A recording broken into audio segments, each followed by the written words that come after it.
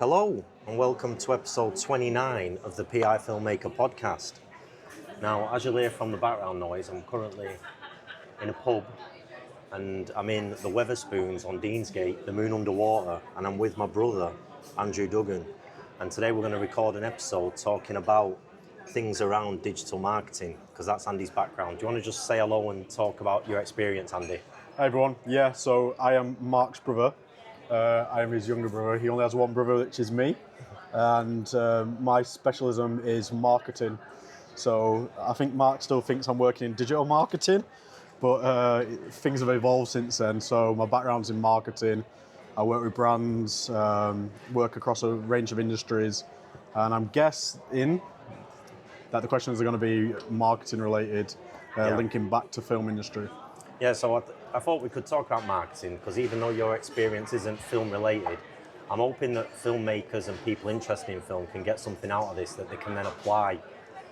So my question was about digital marketing, but what the question is, so to start off, like obviously you've worked for a number of companies, we'll just say that. So you've worked for Nassr, the football team that Ronaldo played for. Yeah. You've worked for the Co-op in Manchester. Yeah. You've worked for BP down in London. So when we talk about marketing, what does that actually mean today beyond, I think there's this impression that post stuff on social media and that's marketing. What does it actually mean today? What would marketing be to you? If you got hired, what would you be expected to do to promote something? Yeah, so to cover that off, I'll give a quick history lesson in marketing. Mm-hmm. So your network probably know the Mad Men era, right? Yeah. From the TV show. Mm-hmm. And they say that was a golden era of advertising and marketing just because it was new, brands were booming, very Americanized. And around that time, you had companies like Procter & Gamble. And for years, they spent on big TV campaigns, billboards, things like that. And then in the last 20 years, in the last 15 years, everything's moved online. So everything's become more accessible, viable, and the barriers to entry have reduced. Mm-hmm. So what that means is anyone can do marketing in this day and age. Yes, you can be a student with a flyer, you can be a veteran of 30 years in the industry, pretty much anyone can do it. Now that comes with its challenges, because when anyone can do it, everyone's being marketed to, either directly, indirectly, everything's being influenced. We have a lot more media now. So yeah, just quick overview of my background. I did my degree in computer programming. Mm-hmm. I wasn't very good at it. I didn't enjoy it, but I've completed it.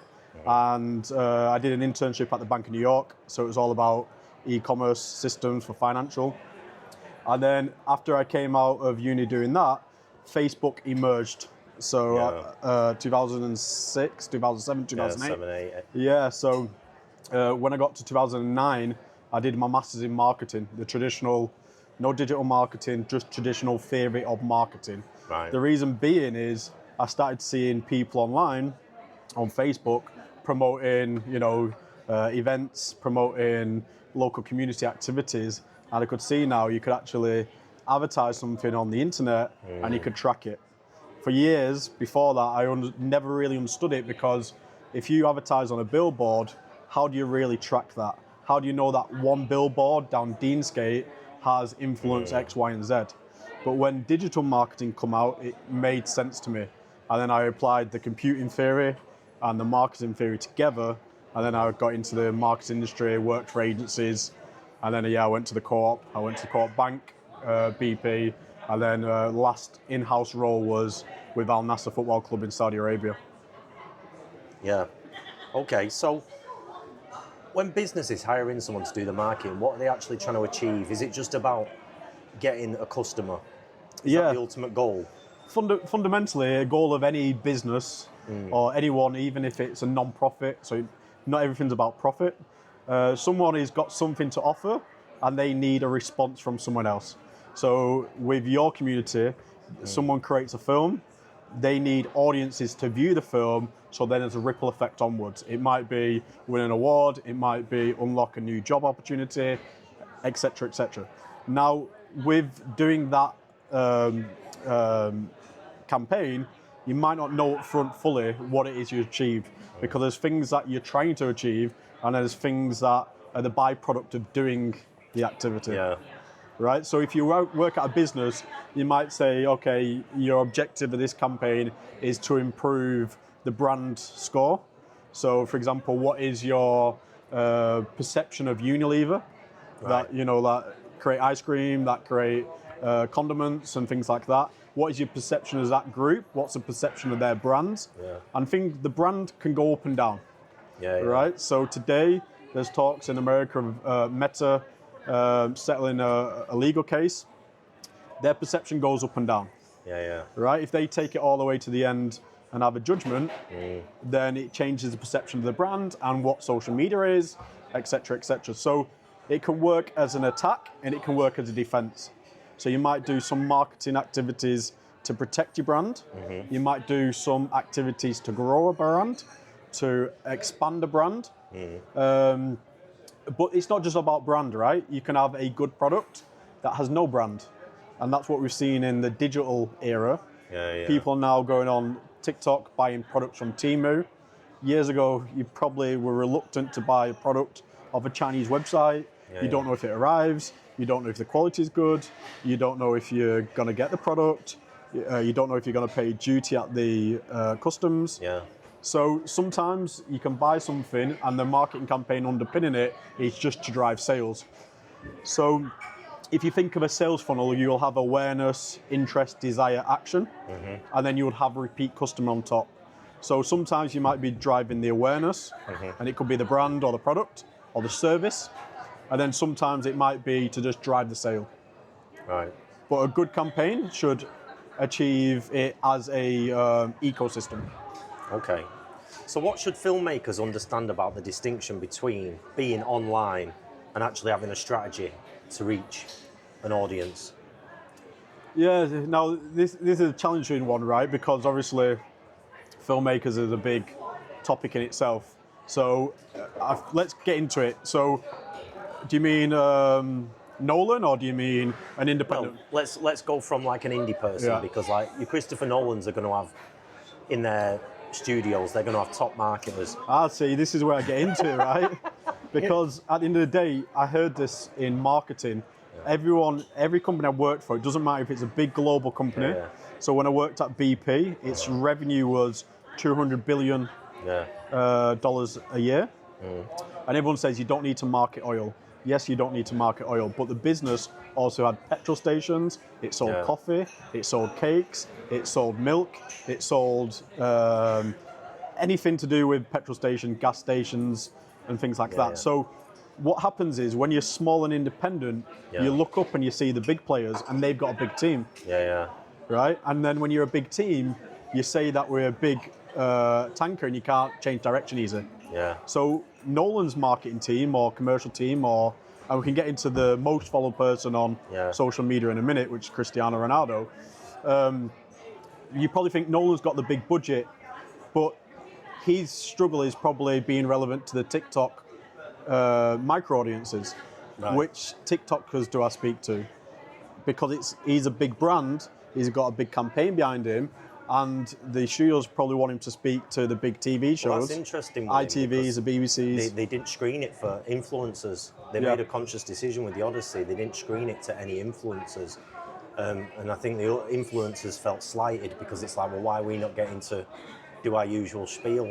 But I think Nolan had maybe faith in his own name and his own brand that he didn't feel he needed those people. Yeah, whether he calls that shot or not, that's the interesting part, right? Because at the end of the day, it's like you're selling any product or service. After week one or opening weekend, they announce the results. After week one, they announce the results. After week, 10 weeks, they announce the results. And it doesn't matter what direction he is. If he went with the influencers, they will try and take credit, or it's worked because of the influencers. If you take the big TV campaigns or the big TV shows like, exposure on the BBC or exposure on ITV, they'll say that's down to that.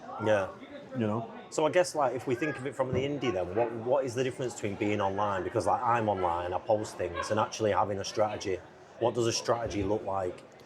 Yeah, so in this day and age, the thing about independence and social media audiences is people forget how algorithms work. Yeah.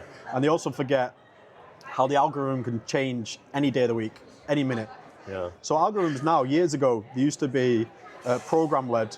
So the algorithm team at Meta would say, we want to push these signals. We want more content like X, Y, and Z. Mm-hmm. So in China, they regulate their algorithms. So they only show young people, engineering, science. Right. So they flood the content into the younger audiences based on increasing the intelligence, as they would put it, of the viewership. Right. So you won't get, a video campaign in your timeline on, say, TikTok, of a brawl outside a pub. No. In China, or the equivalent of. So the algorithms out there is almost controlled a bit by the government on what we expect and what we don't expect of our civilization. Now, in, say, the Western world, people who are on social media forget that the algorithm can change any minute because it's now AI-generated algorithm. It optimizes on how their platform performs, what generates them more revenue. So the best is during lockdown, a lot of videos of like dancing in the house went viral. Yeah. Because that's all the people could do. Yeah. So what happened is TikTok during lockdown gave unknown people massive exposure. Yeah. Now, if you're an influencer, it's hard to keep up with the algorithm. So you'll find after a while, the creativity dies down and everything becomes copied of each other. Yeah. Because that person who had a good score during COVID, 2021, 2020, 2022, might be struggling now. Yeah. So the algorithm's always changing. So going back to the independent, I would say your most important thing, rather than say what is the strategy, is what is your voice? And do you want to stay true to that voice? Because in my view, it goes back to, do you want to have an authentic voice? Yeah. Right? And the performance is the byproduct of whether people engage or agree with it or disagree with it. Yeah. A lot of content recently on, say, TikTok that's gone viral is polarized content. Yeah. Right? So either it's this narrative or this narrative, and the debate is based on the for or against. So what's been going viral recently is what they call pink pill content. Yeah. So like women having a voice and it being a non-stereotypical voice, and all that content's going viral. But these influencers have let people into their world. They've revealed everything about themselves, their life, and people have bought into that. But the independent filmmaker, I would say the first thing is, what is your voice? And do you want to stick to that, or will it evolve over time? Because with that, even if you say something today, you can also change your opinion as time goes on, providing you explain it. Right? That explain it. How important is that in the world of digital marketing? Like that you're explaining to your audience what you're doing. Well, it reinforces that authentic voice. Yeah. So your opinion on a product or a service or your view of the world might change as life goes on. Right? I won't name influencers, but I've known some that have had one voice 2-3 years ago on a topic. They've changed it, and all they've done is deleted the content from 3 years ago. Right. It's best to revisit it and said, I said X, Y, and Z. Yeah. And then I've had a change of thought pattern. I've been exposed to X, Y, and Z, and evolve your own narrative is critical. Yeah. So it's almost like critical thinking. Now, so it sounds like the person has to be the product, as opposed to what they're actually putting out into the world. Correct. Because Because the product of that's my recommendation to independent filmmakers, because their film is a byproduct of their view of the world. Yeah. Right. Whereas from what I can see of your industry is people market the film, and kind of it's that positioning's gone away now, because everyone creates films. Yeah. Everyone creates short films. Yeah. And on top of that, the internet's being flooded with AI content. Yeah. Right? And I work with athletes as well, and this is what I was saying to different types of athletes. Are you leaning into AI content, or are you leaning out of it? Yeah. And I had this conversation with the manager of a famous F1 driver recently. Yeah. Are you leaning into it so then you can create storytelling? Yeah. Or are you leaning out of it and blocking it so then you are controlling the narrative? Because there's two sides to it. Do you want to tell the story and keep the image rights alive? Or do you want to let someone else tell the story. So it's, do you lean into it and create the content, or do you lean out of it and block the use of that image right so no one else can do anything with it? Interesting. So, I mean, one of the things I was going to ask, but I mean, I'm rethinking my questions on the spot here. I was going to say, before you reach an audience, how do you work out who that audience actually is? Yeah, that's a good question. Oh, is it? Thanks. Yeah. No, because no, but I was based on what you were saying. I was thinking, well, actually, it almost seems like you won't know who them people are. Yeah, it's both. It's both. So if you're an independent artist, Creator, creating their own product, you are the brand. Yeah. You personally are the brand, and the product is the byproduct of your brand output. Yeah. I know there's so many people now saying, I've got my own brand, and brand this and brand that and brand, but it's best to think of it that way, right? So it's like Mark Duggan's films are a product of his brand identity and Mark Duggan, right? And the same with other people. So it's twofold. The two work together. If you build up a reputation, that has a halo effect down to your product. Yeah. If you create a good product, that ladders up to a good reputation. Yeah. Right? Yeah. And that's where your Nolan is now. So he could go in and dictate how he wants to do something because he's a safe bet based on his portfolio. Yeah. You know, the next film he could do, he could lose all the money for the studio. Yeah. He could sink a film, sink a storyline, and his last project could end up being the worst, and people say he's past it. Yeah. But his brand of Nolan has a halo effect to whatever he's producing. Yeah. And it takes time to build that portfolio. But going back to your point on how do you target an audience, so going back to my point how marketing changed over the years, is years ago, if you was in the Mad Men era, you might create a narrative or a hook. But fundamentally, you would put people in boxes. This is a retiree, this is a student, this is a man married with a wife with 2 kids. And up till like the 90s, early noughties, that's how businesses did marketing. And they would create what they call a persona. This is Dave, he drives a Volkswagen. And to be honest, Six-pack Joe. Yeah, it's all. That was one, weren't it? It's all nonsense. But Six-pack Joe that Obama kept talking about. Yeah, this is it. They build these personas, right? Yeah. And it's complete nonsense when you look back at it. But if you go back to the 90s, that's the best you can do. And equally, the people you could probably put more into boxes back then. Yeah. Right?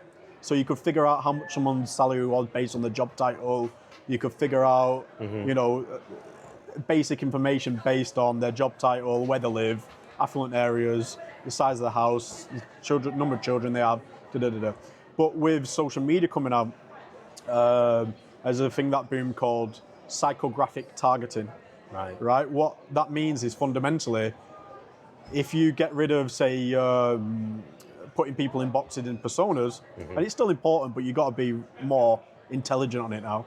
A 65-year-old man might have more in common with a 16-year-old kid now, and that mutual thing in common might be collecting Pokemon cards. Yeah. Right? But if you put everyone in personas and said, who's likely to buy a Pokemon card, it's not going to, you'd probably say it's not the 16-year-old and it's not the 65-year-old. Yeah. Because you'd probably write down, okay, Pokemon came out 15, 20 years ago. Yeah, I think it's older than that. It's probably the 40-year-olds who like Pokemon. But things come back around, behaviors change. So that's psychographic. So what is the likes? What is what is the things they interact with? And with social media, you've got those signals now. There's another consideration of behavior. So what is your behavior? So the interesting thing about marketing and marketing research and insights, people say one thing and do another. Yeah. And that's your behaviors. Yeah. So as a field within marketing, which sits in marketing, sits outside, it's called behavioral economics. Yeah. And it's looking at economics from a behavior point of view. Yeah. Right? So customers might say, if you offer me £5 off the pizza at this restaurant, I will come once a week. Yeah. So you put out £5 coupon. Yeah. And no one comes. Right? Yeah.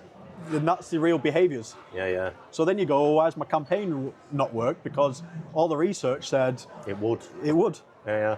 And that's the behavioural element. So with marketing now, you can mix those levels of insights together. You could say, right, we'll start with personas, our perception of what we think.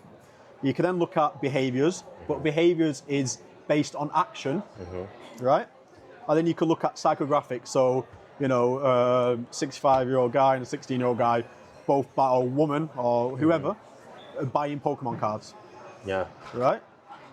So you can put these layers on it. So going back to your point on targeting, what you want to do is start from the point of, okay, what type of film is this?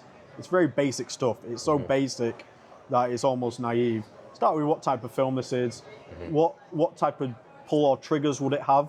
So, for example, it might be set in Yorkshire. It might be set in London. Okay, boom, that's a trigger to someone. That's an emotional pull to someone. So if you're putting that in the synopsis on Amazon or whatever, Yorkshire set story. No.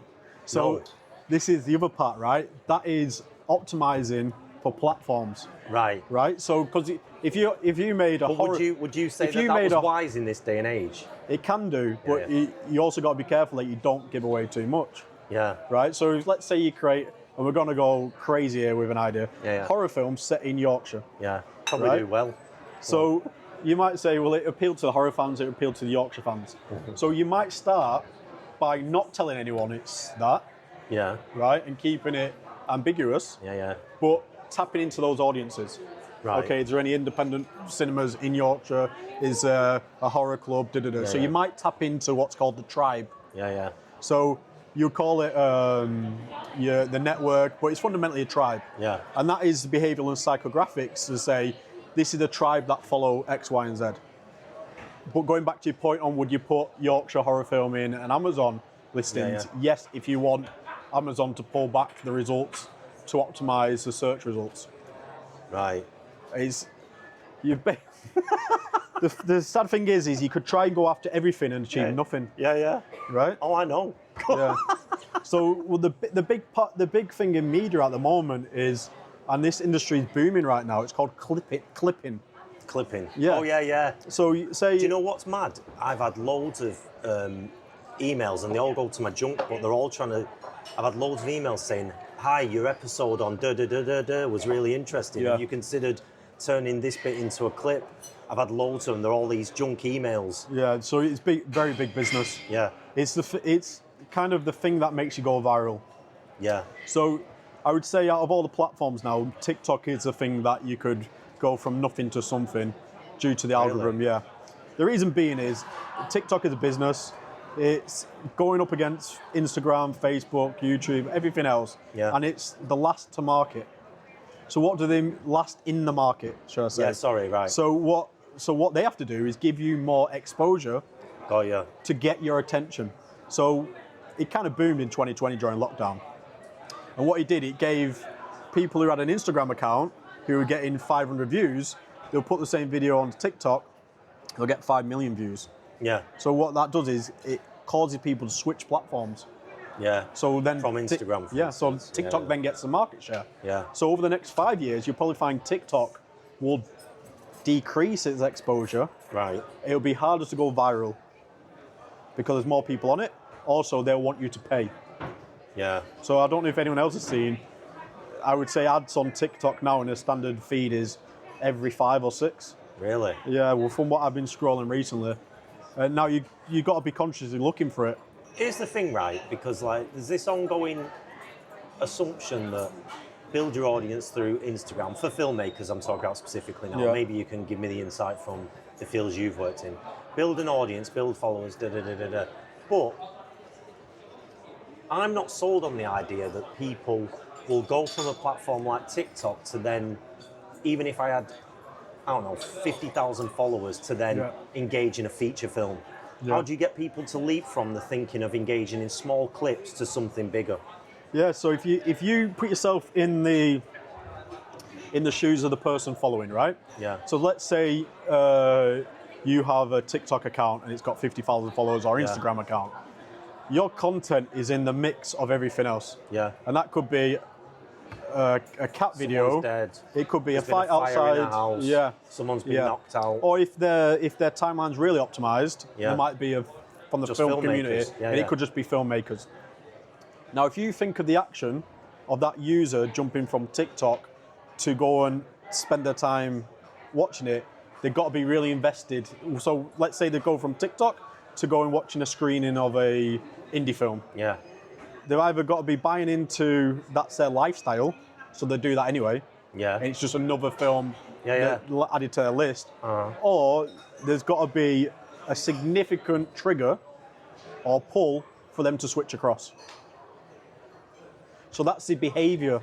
So what people say they do and what they actually do are two different things. Yeah. So they will say, and charities have this the hardest, because in charities it's called, this term generally used with charities, slacktivism.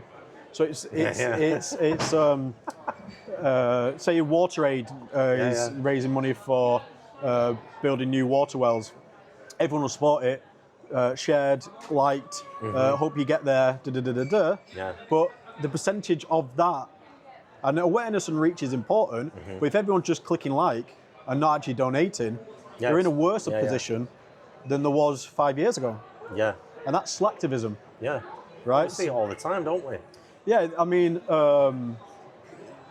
the ALS Bucket Challenge was one of the first for that. Now, it raised money. Clap for carers. Yeah. And then the minute the people got a chance to get in a pub, they were there. Don't get me wrong, the ALS Bucket Challenge was amazing, right?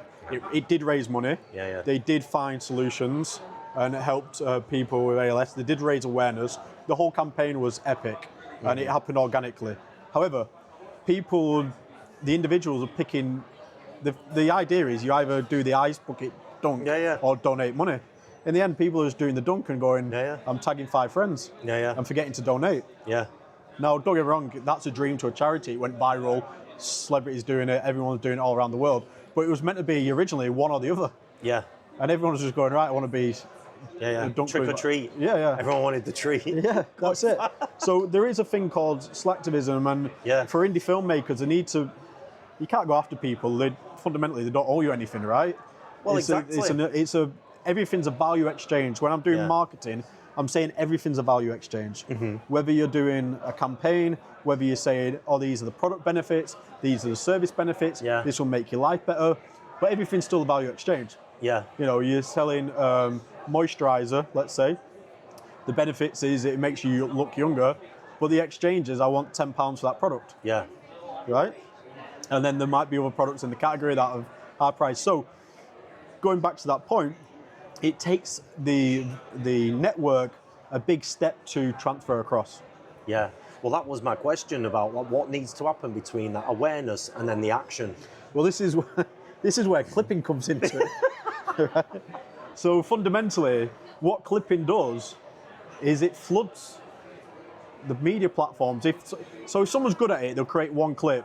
Yeah. And it will then achieve its objective, create reach, etc., etc. But what the clippers tend to do, if they're good at it, is they flood the platforms and look at the best performing ones and optimize that and keep going. Do more of that. Yeah.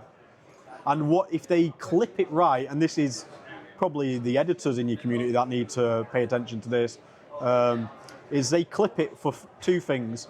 1, to create suspense and interest, and 2, to get through the algorithm. Yeah. When you're pushing through the TikTok feed, if you push through and it's a 30-second clip and someone's pushed through on 5 seconds, it goes against your algorithm. The goal is you've got to get to people to the end. Right. Also, that's how the creator monetization works.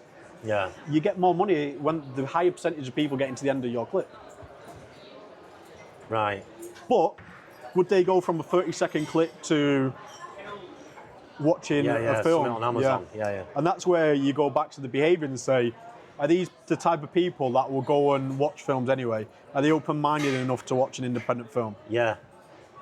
Is it in their behaviors to support independent films? I mean, a number of years ago, there was this filmmaker, Jim Cummins, and he was talking a lot about using targeted Facebook ads. Is that still a thing? Can that still work? How long ago was that? Probably 2018. Yeah, probably one of the best tools you could use at the time for an independent filmmaker, because you could say, I've got a horror film set in Yorkshire. I'll target to South Yorkshire. I can target within 5 kilometres. Yeah. However, what someone likes and what they actually do different things. Yeah. So they might like horror films, they might be based in Yorkshire, and you go, okay, they tick those 2 boxes, but whether they leave the house is a different thing. So if your film's only at local cinemas, you got to wait to target them until it's available on download. Yeah. And then the biggest question with all the marketing, how much have I spent and what's the return? Yeah. Right? So you spend money on Facebook ads to get someone to download from Amazon, and by the time you get the kickback, it's not even worth it. No. It's really tricky because the ways in which you're explaining this, it seems that things have to be in very recognizable boxes in order for it to reach certain algorithms. So like you're talking like horror, like historically, like indie films, like you go in the cinema and you might not necessarily know what you're about to see, but it sounds like we're very much operating in a world in these algorithms where it's like it's got to be recognizable. Yeah. Unfortunately, it is some of that, but then I would say the way you get around it is, are you active on your feet on the ground in the local areas? Okay. So with all of this, you got what's called tribalism. How do you build up a following? Yeah. Following is just a tribe. Yeah. And that tribe appeals to different, you could have different tribes. Yeah. So the example, and you've seen this in people around the world at the moment, is there's kind of a death of subcultures. Yeah, I know, right? So subcultures meaning, well, Manchester used to have a moshers. big, moshers, goths, whatever you want to label them, but they labelled themselves that. So it wasn't someone who wasn't in that tribe saying... the football museum. They was outside Athlete's Palace, and then they went to the football museum. But they labelled themselves as that, and they created a community, and they created a connectivity. They'll go and listen to music, they'll go to gigs together, and it was a big following. Even at one point, Piccadilly Gardens had a big mosh. I think they moved from they were around there, weren't they? So it gave those people a sense of identity and a way to connect with like-minded people. Yeah. And that's a critical thing here, like-minded people. Now, if you think now, social media and phones and technologies has made it so them like-minded people connect on devices, they connect remotely, so people are not meeting up anymore. But you can be on the ground as an independent filmmaker, and it unfortunately takes time, but this is my recommendation. Tap into different groups over time. So you might have a film group in Manchester, you might have a film group in Leeds, you might have a film group in Harrogate, you might have a film group in Birmingham. Yeah. And I would say try to be a slightly bit active in each, where you can go and present your film. Right? Unfortunately, it's to tackle the algorithms, you're on the road rather than trying to chase followers on social media. And then that will become your content. So there are ways around it. And I had this conversation with, I had a client that sells kitchens, and for years they did leafleting. They just flooded Manchester, Greater Manchester, with, I think he put out, and I apologise to people in Greater Manchester, it wasn't my marketing, he would do a leaflet drop every Friday of around 15,000 leaflets until they bought. Wow. Flood the houses until they buy. That was his strategy. So then when I got him as a client, when I got the company as a client, I recommended social media, and this is when social media boomed in 2012, I got him as a client. And then he switched to Facebook ads, and he did the same approach, flood Facebook until they buy, right? So what I've advised to him now is dial it down, and get back to leafleting a bit. Yeah. Because now you don't get the leaflets. No. Right? You don't have to go all in on one thing only. Okay.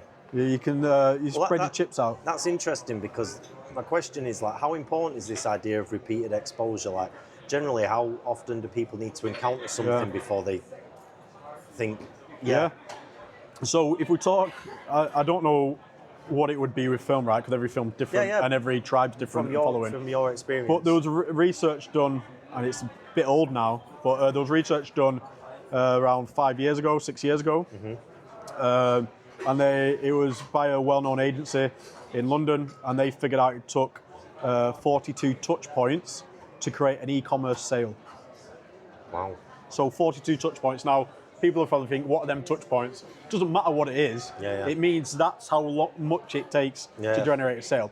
Now, it could be different by categories. It's just a headline statement. So your holiday vacation to Florida, that might take 200 touch points before you make a decision. Yeah. Your holiday to Dublin might take 10. Yeah. I found the flight, I found the hotel, Yeah. do you want a package deal? Well, let's say you got an e-commerce company. People there's a narrative of create e-commerce website, get a product from China, get a TikTok, go live, sell it. Yeah? And it's one-dimensional, because if the algorithm changes and you're only doing all your effort on TikTok, your sales then collapse immediately. So you do have to build up them touch points, and there's a thing in marketing called an attribution model. Yeah. And I put an attribution model into the Co-op Bank, and what it does, it tells you which of those touch points led to the outcome. Yeah. But not only that, it's not to say Facebook did it or TikTok did it or the billboard did it. It's to say what linear events led to it. Yeah. So was it they saw the Facebook ad and then they saw the TV ad run during a period of time? We would figure out what led to the outcome we wanted based on all the touch points. And you optimize that. Yeah. And then once you do that, you look at the consumer behaviors you inherited, and then you say, well, actually, this type of consumer is interacting with our business in this way. We need more of a different type of consumer on top of that. And you might spend more on that. And you might spend lower on something else. So for example, say it's a Co-op bank and they want student accounts.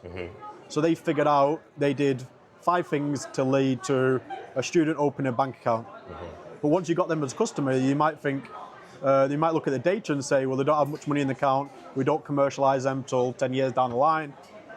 So you need to figure out what type of consumer it is, what they've been doing, and what touch points led to that. And do you want more of that or do you want less? Yeah. Because there's also a thing in business of dialing down the wrong type of customer, the wrong type of audience. How do you do that? Well, it depends on what it is, right? So if it's films, obviously you do want to appeal to a wide range of audience because feedback and opinions are important. It keeps the debate going. Yeah. But if it's completely the wrong audience altogether, it might be a great film to the wrong people. Yeah. How many films have we seen that over the years? Yeah. That have bombed at the box office and became a cultural hit later. Yeah. So many films have done that. Yeah. Right? Why? Because one box office film might not translate well in a cinema. Yeah. Or it might be that, it's only shown in But certain here's the thing, cinemas. right, that's interesting now, because something like Shawshank, for instance, had an opportunity through word of mouth in the past, whereas now someone could go and watch in the cinema, have the wrong experience with it, and kill it through social media. Yeah, probably is. I mean, you've got the film network following you, community. I would go out and say that Shawshank will probably bomb at the cinema these days. Why? Because consumer behaviours have changed. The way you consume media's changed. And Shawshank, it really took off in the UK when it was exposed on TV. Yeah, VHS TV. Right? Yeah. And then people went back to the cinema to watch it. Yeah. Because back in the 90s, if you got 2.5 hours to watch at night, no other distractions, you sat there and watched it, and you understood the storytelling, and it's a bit of a slow movie the first time you see it, but once you've seen it once, this is feels faster, doesn't it? The real trick now, isn't it? That you're trying to engage audiences who've been trained. Yeah, and this is, we won't go on about Facebook because we don't know who's listening from Facebook, but they've got a case against this, and how they've exposed a younger audience to media. Yeah, hook them on the algorithm. Yeah, like little crackheads. Yeah. So a lot of these platforms, even offline, right? So let's take McDonald's. A lot of it is designed around getting you hooked on the Happy Meal. It's called the Happy Meal. It's not called the kiddie meal. No. It's called the Happy Meal. You get it, it makes you happy. You get a toy. What's a toy? It's a positive reinforcement of the meal. Yeah. Then in the 90s, they did a partnership with Disney. So you went to McDonald's, you went to the cinema. Yeah. Beauty and the Beast you watch, and then you get the toy. And then you're hooked on the McDonald's, right? So it's a dopamine kick, but at the moment it's happening on social media instantly. Yeah, yeah. And if you look at the clips that go viral now on TikTok, there'll be an action within the first 2 seconds. Wow. Yeah, so what I mean by that, it'll be a subtle action within the first 2 seconds. Yeah. And it might be clipped, so they then said this person crashed their car, and it won't tell you the full story until you get to the end. Yeah, yeah. This person was driving down the, or it'll be like this person I know exactly drove what down you're the on about. highway and they did a right when they should have done a They left. show And you you're the like, end of the story first. yeah, they leave. Without Yeah, they'll show you the action. It's a psychology of people want answers to stuff. Yeah. And if you leave that loop open, they've not got the answers. Yeah. So they get to the end to watch it. And then if they get to the end, TikTok gives that person or promoter or the content channel more exposure because their content on paper is watchable and people want to watch it all. So they make more money. So what I mean by an action, a lot of it's now becoming even more subtle. There's a guy in Oldham called, I think his channel is Crazy Warehouse, selling basically end-of-line products in a warehouse in Oldham. And even he's doing it live on his TikTok. And what he does at the start of his videos, whether it's deliberate or not, he claps. So the first thing he does is he claps. Right. And then he tells you what his crazy offer is this week. Wow. What that clap does is you're going on a feed. Yeah. Engage you. Correct. Yeah. Yeah, there's another guy, and all these tactics are being shared. Yeah, yeah. Right?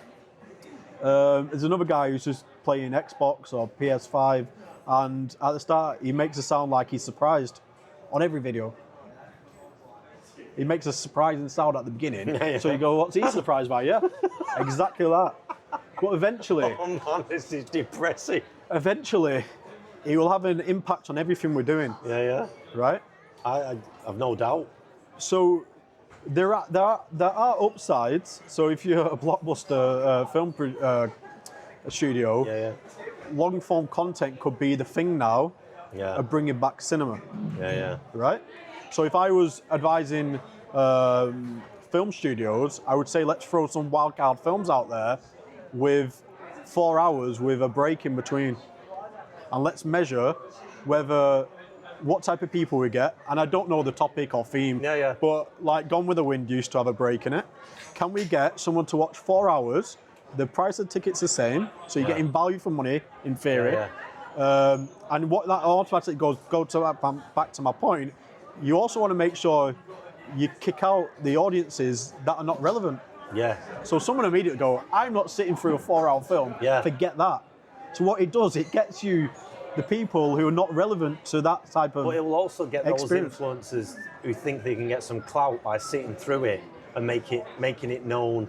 I'm bored. I'm bored. Well, that's a byproduct, right? Yeah. I mean, people now create content where they're looking on a 9 hour flight at nothing. Yeah. You know, and dogging. Yeah, and it becomes a thing. But if you think about it now, if I was a film studio, I'd make a 4 hour film with a break in between. Yeah. Right? They then got time, and if it's like a film community or a tribe following it, in the break you could connect with other people that are like-minded people. Yeah. So you could have a breakout. Equally, you could upsell and popcorn and the things that a cinema's actually measured on. Yeah. Right? Because the film studio's in charge of ticket sales and perception and entertainment and all that type of stuff. The cinema's targeted on products of sales of popcorn, drinks. You could even build into the experience, like your coffee's covered or your drinks covered. But at the half point, if you could connect with like-minded people, and then we're jumping topic, but do people go to football these days to see a win, or do they go and connect with like-minded people? Yeah. And what does half-time do? I'll have a beer, I'll have a pint. You're talking about making cinema something that's an experience, a bit like Secret Cinema, where you're making it back to being an experience that's completely unrelated. The Secret Cinema is more of a 360 dress up. But I'm saying your local cinema could do it. Yeah. I understand your local what you mean, though. You make it an event in its own right. Yeah. I mean, interestingly, a question I was going to ask though. So filmmakers often feel like they're talking about this same project over and over again on social media platforms, repeatedly going over the same stuff. But from a marketing perspective, are they doing it as much possibly as they should be doing? You know, like, because if I put out 5 posts about a project, and it might feel like, oh, I'm boring the audience. But actually, like, what's the ideas around these things? Should you be doing more of it? So for me, we have this question in marketing all the time, right? Yeah. Should you put out more ads? Yeah. With the mindset has always been flood the kitchen cellar, flood the market with your leaflets or your Facebook ads. You'll get a response. The problem with that is you end up flooding too many times and you don't actually know what works. Right. Because you have to scale back to understand what's working. So can I just ask then, should filmmakers be looking at then the analytics for their posts? Is that what you're saying? 100%, but I wouldn't be controlled by it. Yeah. What I think is more valuable, going back to, and this is what I try and base all marketing around, a value exchange. Yeah. And the value exchange could be a trade-off, an experience. I would say it's more important that filmmakers, if they want a response from other people, they interact with their network. Yeah. Have you watched their film? Have you interacted with them? Yeah. Right? What value have you given back to your industry? Yeah. And unfortunately, you end up getting pulled in all directions and you end up doing work that isn't a direct connection to the project. But you cannot ask someone to watch your film in this day and age when everything's free content. Yeah. When you're not willing to watch someone else's. And it could be, I like your film. It could be, I disagree with this. Constructive feedback, right? Yeah, yeah. And that's the best way to build up tribes and smaller audiences. So going back to my point earlier, subcultures are dying out now. Mm-hmm. So what happens is, Oasis is on in the summer last summer. What did everyone do? They ran to the Adidas store, they bought the bucket hat, they bought the Adidas jacket, right? And then they're all at Cheshire Oaks in the... Yeah, then the next day, they took it off. I remember the 90s. Yeah. The Oasis wore Umbro as much as they wore Adidas, right? Yeah. They did... Oasis did a deal with Adidas for this campaign. Yeah. Adidas got the image rights to create the merchandise, and I believe it was a good line and stuff like that. Yeah. But what did everyone do? The subculture can last 2 days these days. Yeah. And then the next week they might be at Pitbull and wearing... Yeah, the bold cap. Why? Because you connect with that event in that moment of time, but you're not a subculture where you're a mosher and you only listen to X, Y, and Z and you live, breathe it, and you live it, you know? So... See, that's really interesting because these are kind of things that I've been circling in my own head quite a lot. Like what you just said about it's out in the world and 2 days later it's forgotten. Like, how do filmmakers navigate that if you're at the indie scale? Like, because it seems like we've already moved on from the Odyssey and that's a huge film. But I would say if you're an indie filmmaker and you've got a portfolio, don't be afraid to revisit your own portfolio. Because what I've seen with your work is you got a timeline, you start, you stop, you do the middle parts, you output, then you follow up, da-da-da-da-da. Go back to your films and 5 years ago. And do what? Content around that? Yeah, you might want to do content around it. You might want to re-enter it into film festivals. Okay. You might want to re-edit it. Yeah, yeah. I mean, how many film studios are built on the director's cut, the re-edit cut? And don't get me wrong, you don't want to be dragged down by old work because it might be dated and things like that. Yeah. But no, it's interesting though, because Francis Ford Coppola does this, where he'll go back and revisit his films, and I'll always buy the Blu-ray of his latest edit. You might just want to critique your own film 5 years later. You might want to, do you know what I mean? And at the end of the day, if you got an authentic network or tribe or following you, they will respect that. Yeah. You know? So I mean, how do you decide what kind of content to put out around we don't have to talk about film, but in this case, the film is the product. How does someone decide, like in your field, what type of content to put out around a thing? So what we say in films? We can start with films. Well, it could be whatever your background is, like if you're doing BP or whatever. So generally, how do you decide? Because it could be anything. It could be anything. This is the problem. You narrow it down, right? Is it a product? Is it a service? Right. Is the product where you're selling it? Yeah. So you're not going to do marketing in South Africa for a product that's only available in the UK. Yeah. You might have a product that's been in the UK for 20 years and you got to take it to South Africa. Yeah. Right? Then you do your research. Let's just start with products. We'll get to services in a minute. Then we can get to charities and non-profits. But the product might be a phone. But then you got to do your research. Is it price positioned over what is in the market? Yeah, yeah. So let's take the brand Nothing. They're based in the UK. They're the owner of Nothing, the CEO, puts out content about the product and things like that. They want to see themselves as almost like an Apple creating epic products, right? Yeah. So when they create the latest nothing phone, they've got to price it, and the pricing will dictate on how much it costs to make, how many you need to sell. So you got to figure out your pricing, or if you're a marketer, the pricing might come to you. I think you got to figure out where does it position, where do you sell it, who's it selling to, right? So the nothing audience tribe would be the ones that want their tech, but almost done with Apple, done with Samsung. So they can pick up off the consumers or audiences that are done with Apple and done with Samsung. And then they might be up against the other brands in the market. And they've got to build that tribe over time. And then eventually they've got to get a product which is on par. And that's what your Samsung did, and that's what Apple did against Nokia. Yeah. So you got to build it in layers. If it's a service, you know, you might say, oh, this service, you offer it in, I don't know, in West London only. Okay, how far is the service? Does it expand? Is it a franchise? Do you copy it? Do you replicate it? Everything you do in marketing is about growing what you have, right? And some marketers will do a campaign and say, we maintained, and for me, it's nonsense. Right. Because are you maintaining if you don't do it? Yeah. Because at the end of the day, marketing costs you time, effort, resources. And that's why the key is not, you know, if you do too much of everything, you don't know what works. So if you have a budget cut, or if you have to do a headcount cut, if you don't know what works, you don't know what you're turning off. So should filmmakers be testing these waters, putting out different types of content? Yeah, so if you take a big studio, if you notice what's happened with big studios recently is they'll tap into their core following, and then they will then tap into the TikTokers and the channels. So let's say it's a Marvel film, they'll do some content with a niche follower, they'll then do some content with a TV program, and they're trying to tap into these different communities. And then what they'll do, they'll monitor the sentiment online to see which one we need to shape. Right, so your best example at the moment of content is Andy Burnham. I don't know if you noticed the day he became Prime Minister, he started tapping into all these... well, he even riffed on the IMAX thing, didn't he? Where it was like, where they did Day one, he did Career on a Ladder with the TikTok guy, saying, oh, well, it's an important job. And IMAX view where his screen went bigger. Also, when he did the £2 buses nationwide, he got the bus lady from TikTok.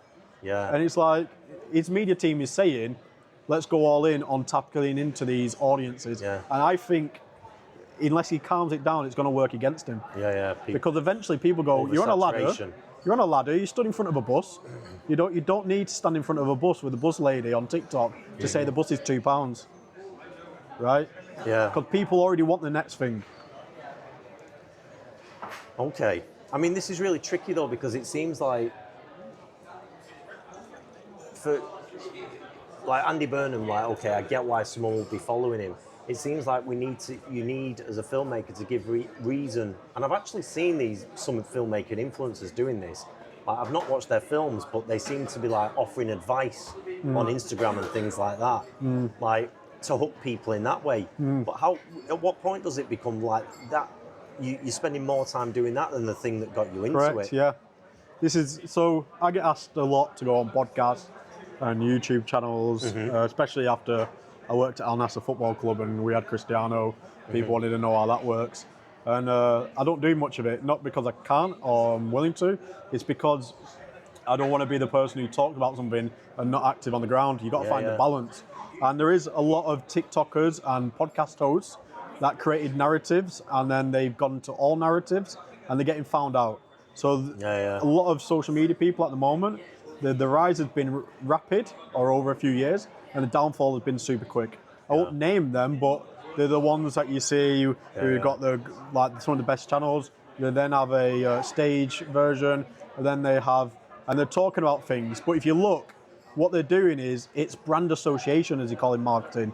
They're getting, I don't know, someone who served in the SAS, and they're asking questions, and you think that person who's doing the interviewing is the credible person because they're around these people. It's brand association. The problem is once everyone's doing it, which is we're heading to now, is it waters down.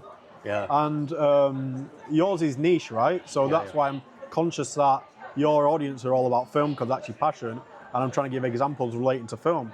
But there's some presenters out there that are talking about everything.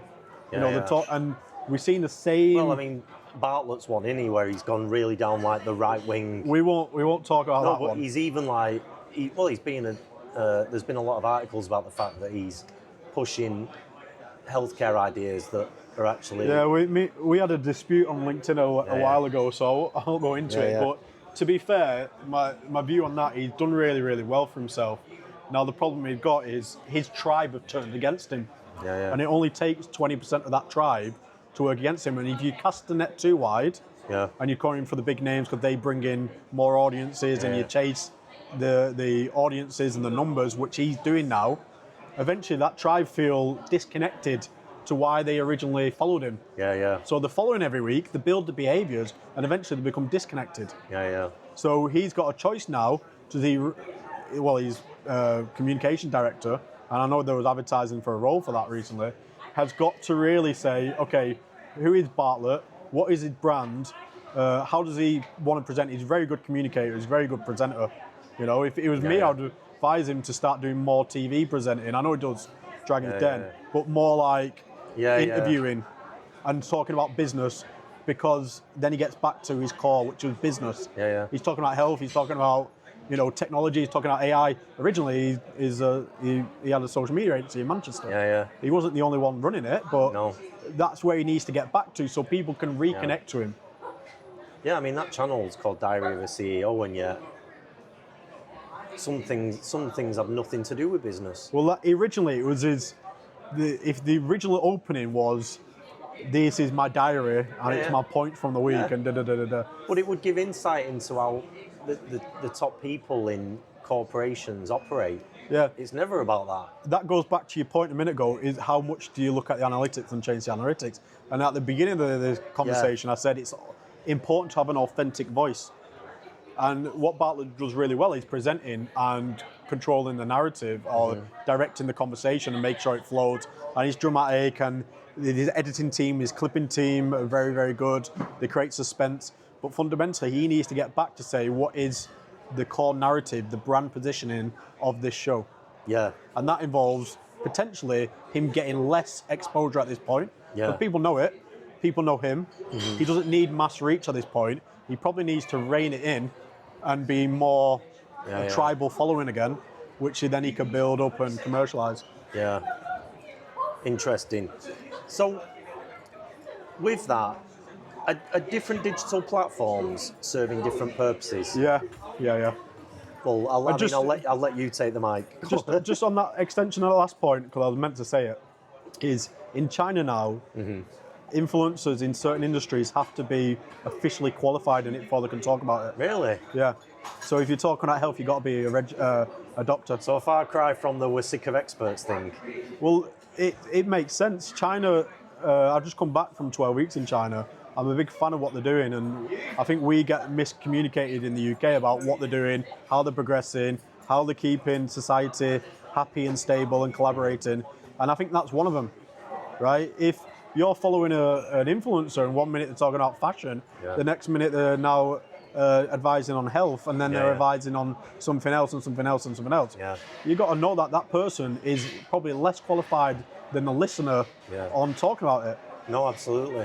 But I think social media in that regard has damaged so many brains, because it's almost like you can have an opinion on anything and everyone thinks that, well, fuck whether they've spent 7 years studying medicine. They don't know what they're talking about. And my favourite one at the moment is AI, because the same as film and media and marketing, AI is a topic. But if you notice, no one's actually saying anything meaningful. Well, I'm like, I've seen... I mean, Bartlett keeps pushing it's going to be the end of us. He keeps having the guests on that are like, this is going to end all of us. Because I think it's that fear culture. Like, that seems to generate lots of views and clicks. Polarizing. Like, if you scare people, they'll and click if you on get a good clipper, as I said a minute ago, and you clip it and you start with that, this could end the world at the first 5 seconds, you'll get viewers on the end of the TikTok, and then you want to hear the full show, and But what I'm saying is, in people that are working in film, media, marketing, they know what AI is, because platforms like ChatGPT exist, and they can see they can interact with something, right? That's just the AI tech that you can see and interact with, not the ones that are behind the scenes. Yeah. Google's search results have been AI driven for years. Yeah. Right? So the algorithm on TikTok, Facebook, Meta, it's AI driven. That's what you can't see.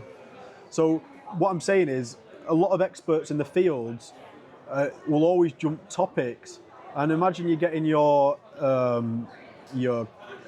getting exposed to content, say of someone working in films who's living, breathing it, and then you're getting it from some guy down the road who last week decided he's a film director.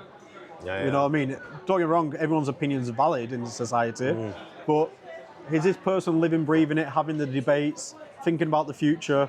And a lot of people I see in a lot of industries at the moment, they don't know what's coming next and they don't know what to say about it, so they just embrace it because they have to embrace it to be relevant.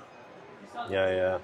And that's what I find most interesting is to be an expert. You've got to understand where your industry is going, not where it's been, not where it's come from. And I know I started by talking about the history of marketing. That's just give you an understanding of how things are evolving. But I like to think I'm an expert in marketing because I can talk about the industry 2 years out, 3 years out, 5 years out, what skill sets you need, how the market's moving right now. Because your skill sets your knowledge should really allow you to navigate what's coming ahead, not what's happened in the past. Yeah. Right? Yeah. So, that's the most interesting topic at the moment is everyone's talking about AI. No one can really understand what it applies to them, other than you either sit in the field, it's going to wipe us all out, or it's going to save us loads of money, like Elon Musk thinks inflation's not going to happen. But really, you've got to understand what does it mean for you in your industry, because we're opening Pandora's box, and it could wipe out film directors, it can wipe out editors. I'm talking that people are doing the role of clipping, they're making big money right now, they're highly relevant, but you don't need a clipper because AI could clip it better. Yeah.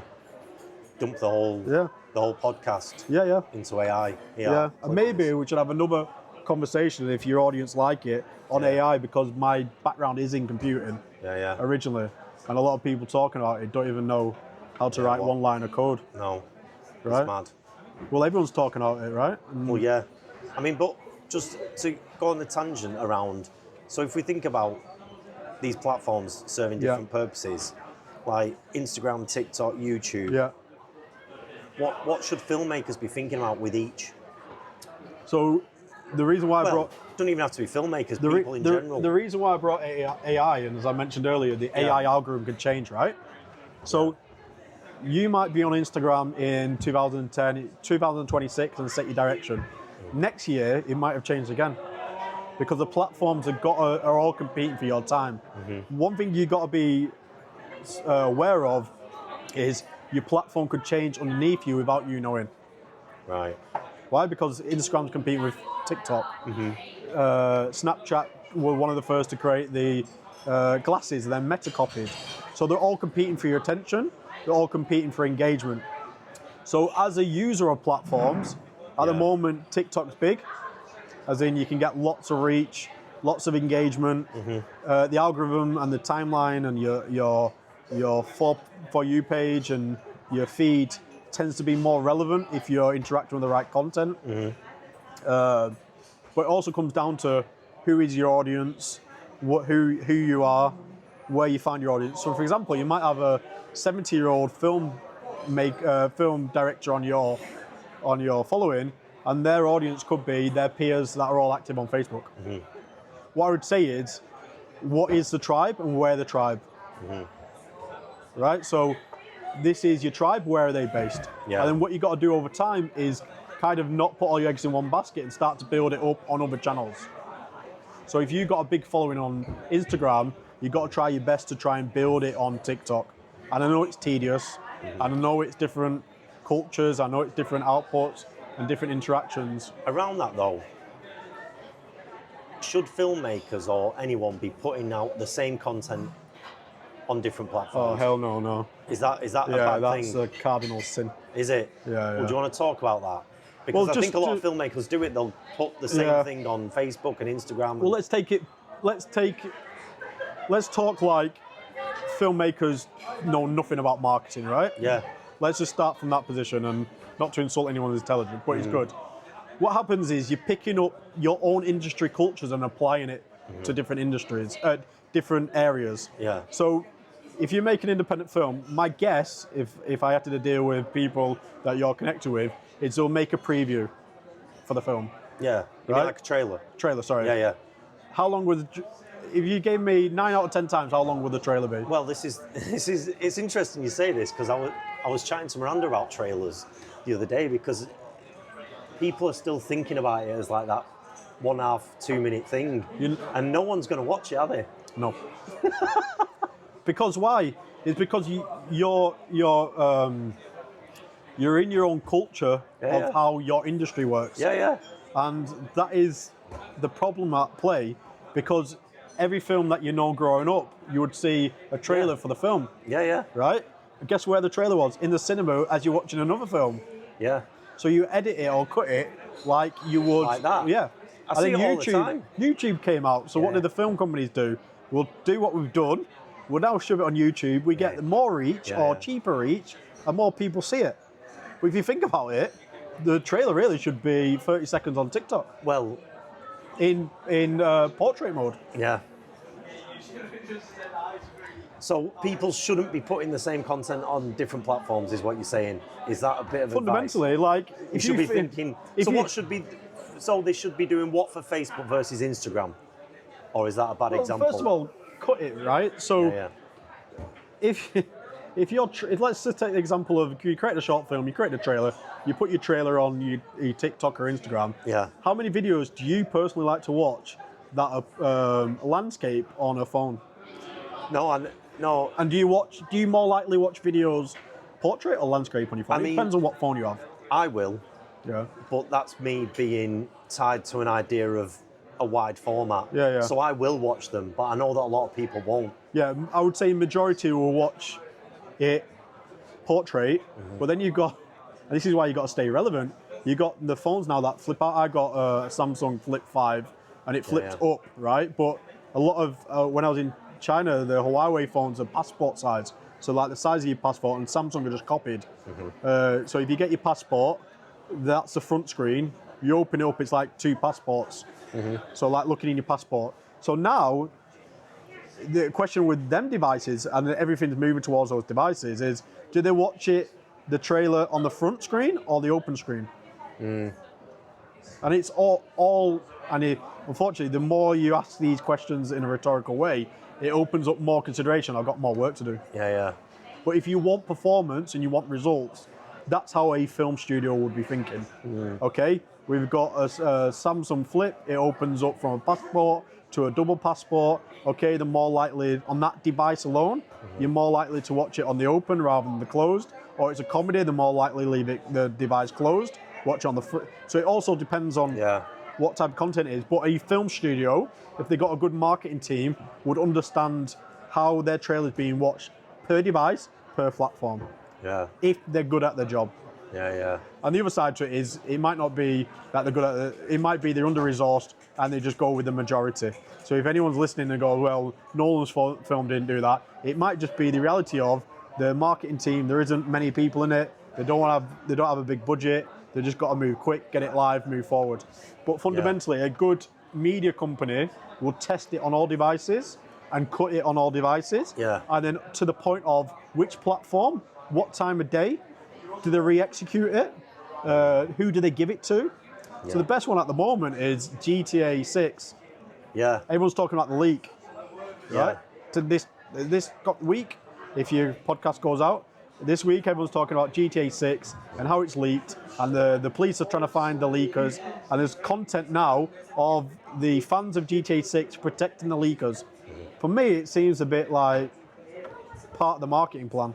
They've got to make it look organic, like it's been leaked, and then the fans come and protect the leakers. To me, there's an irony in a game about stealing, and then they're kicking up a fuss about stealing. For me, it wouldn't surprise me if the leakers are actors, and the experts on the games will know it, yes or no. But for me, there's only one thing it does for GTA 6, it creates bigger demand.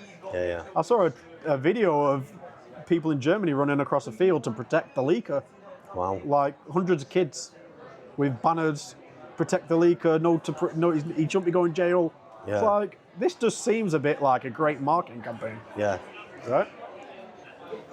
I just had another thought in between the questions that I've got written down. So previously I spoke to someone and we were talking about film posters. Now I'm not as convinced in this day and age that for indie films that is going to grab an audience. In your opinion, like having worked with, like, I don't know, say you do a social media post, which is the equivalent, it's a still image. Yeah. The engagement of that compared to video, like what's the difference? So with that, I understand it. Once again, it's your culture playing out, right? Yeah. And obviously, if you put all your effort into creating a indie film, you probably want a full 360 experience that you're used to. Yeah. But if you create the poster might be a piece of art. Yeah. Right. So I wouldn't say the format. It's less about the format and what you're doing with it. So have you taken that individual in marketing, we'll say a touch point? Mm-hmm. So we talked about how many touch points creates conversion. Let's take that touch point, right? Rather than you as an independent maker going making it, can you work with, as an independent, an up-and-coming student who's an actual artist and get it made and it becomes a piece of art, part of your collection that maybe you enjoy, that maybe the student enjoys, right? Because when I worked at BP, in my first week, I went to the BP archive, right? And BP, one of the biggest companies in the UK because it's oil, but it's not just oil, it's got petrol stations, it's got Castrol engine oil.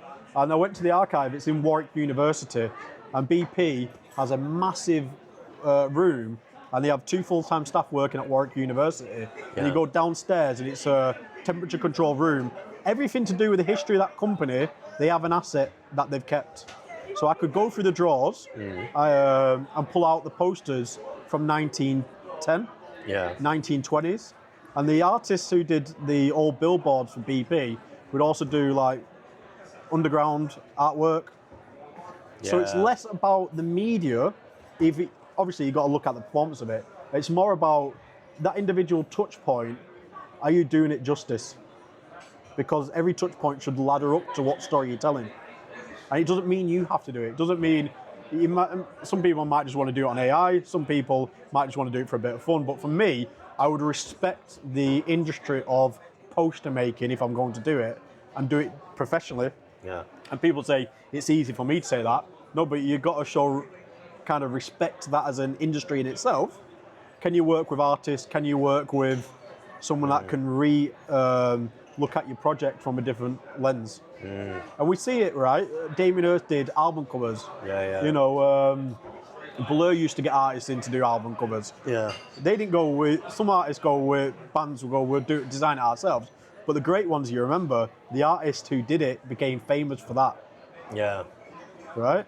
And I think that's where you could really build your following, your tribes up, where you collaborate on projects. So that would be a collaboration point.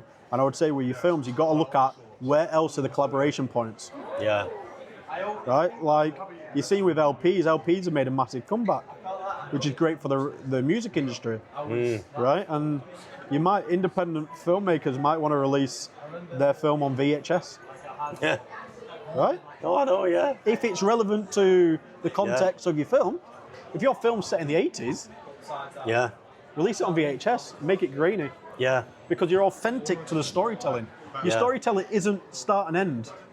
My favourite brand in the world is Disney. Disney build the experience. If it's proper Disney, I don't mean Disneyland Paris, because that's a licensee of Disney. But Disney World, they tell the story, they build the experience. If Disney took over your independent film project, they would collaborate, they would tell the story in different angles, and it wouldn't be the start of the cinema when they go dark to the end or when the credits come on. It would be the experience end to end. And you see this with IKEA. IKEA do the same.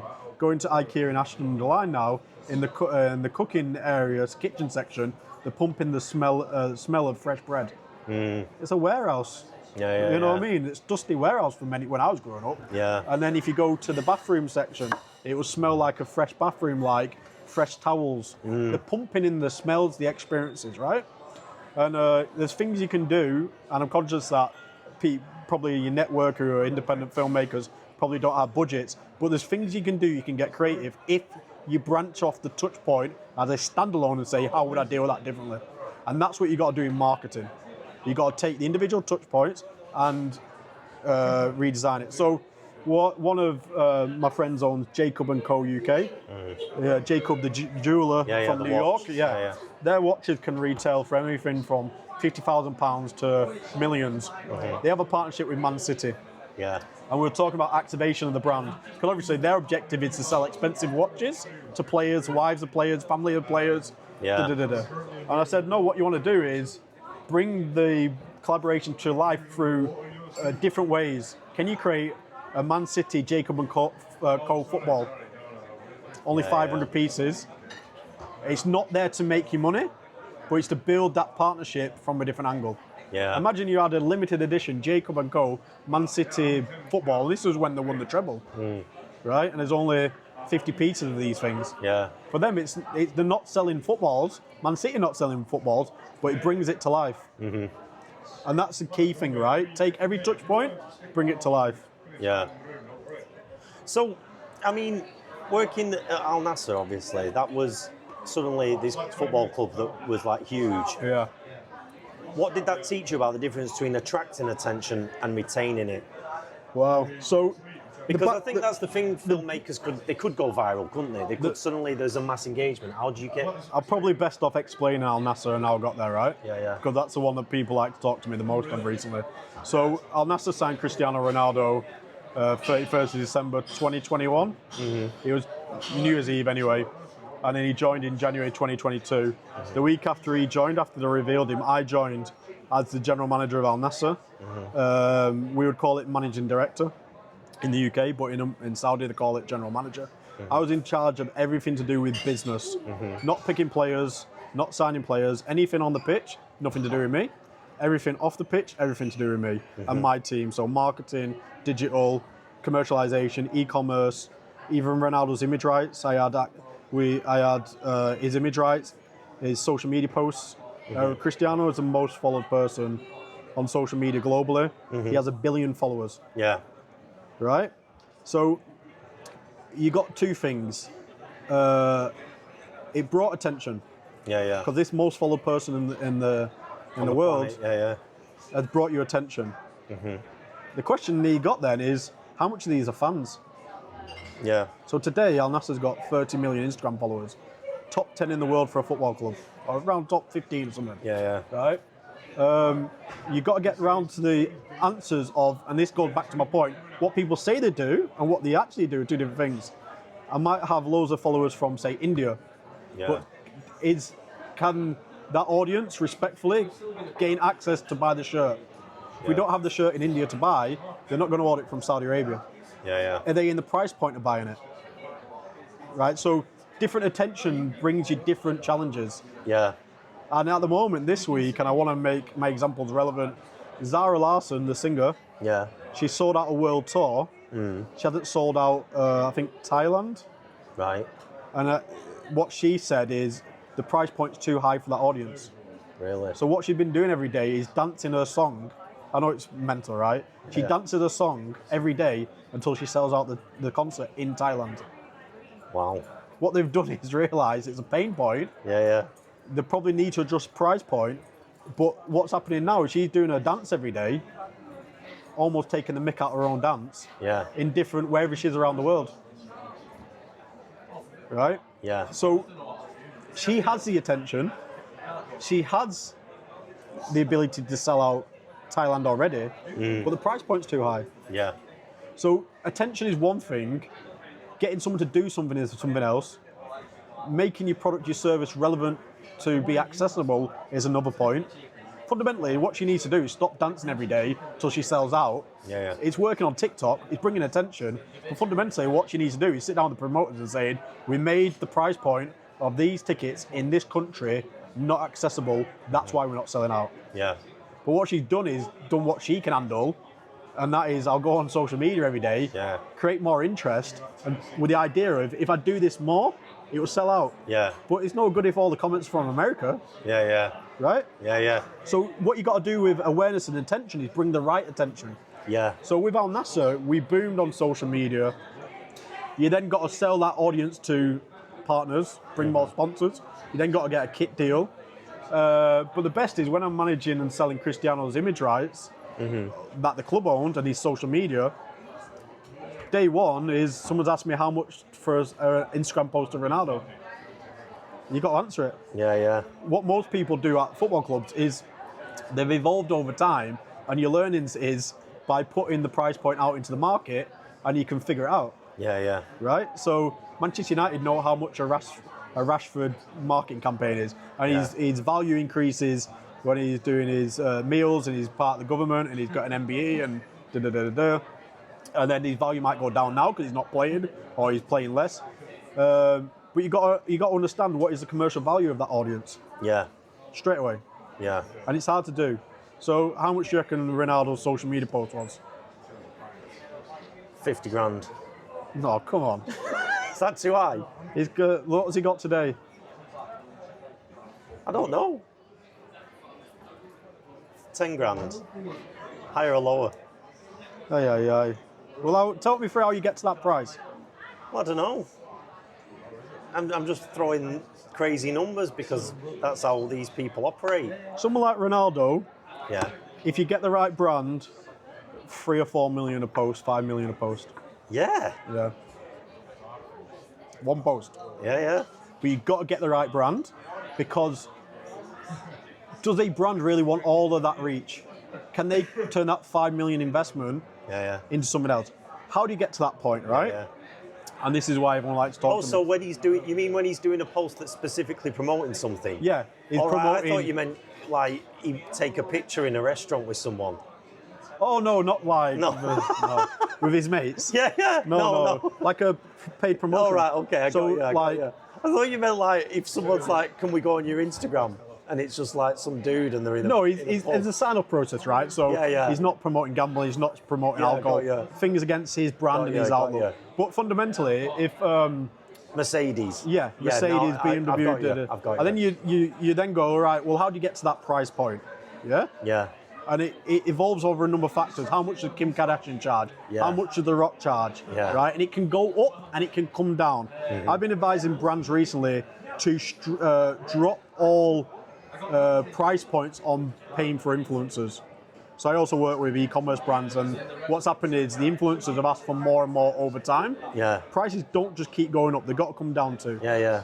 So say Ronaldo, his prices will come down because how many brands really want to pay that? Yeah. Right?